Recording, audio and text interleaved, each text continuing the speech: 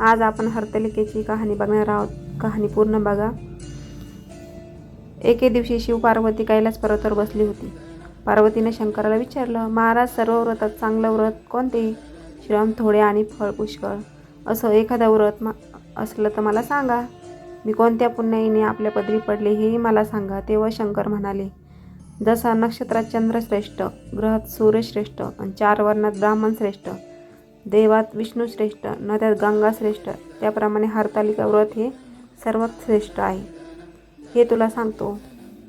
तेच तू पूर्वजन्मी हिमालय पर्वतावर केलंस, त्याच पुण्यानं तू मला प्राप्त झालीस. ते व्रत ऐक. गोष्ट कबूल केली. नंतर नारद मुनी तिथून विष्णूकडे गेले. नारद गेल्यावर तुझ्या बापाने ही गोष्ट तुला सांगितली.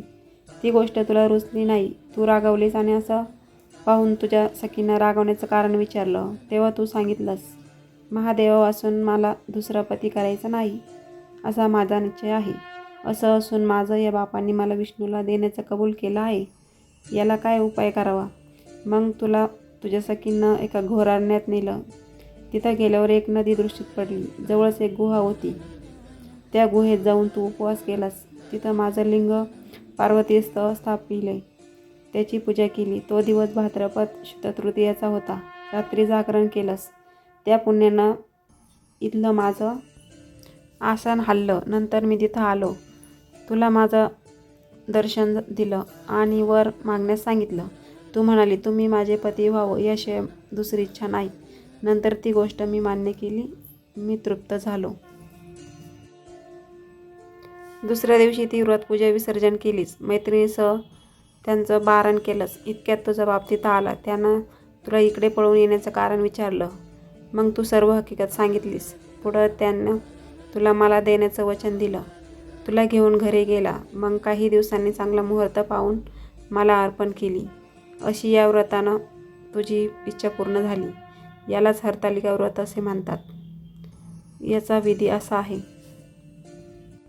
ज्या ठिकाणी व्रत करायचे असेल त्या ठिकाणी तोरण बांधावं. केळीचं खांब लावून ते स्थळ सुभूषित करावं. पुढे रांगोळी घालून पार्वतीसह महादेवाचं लिंग स्थापन करावं.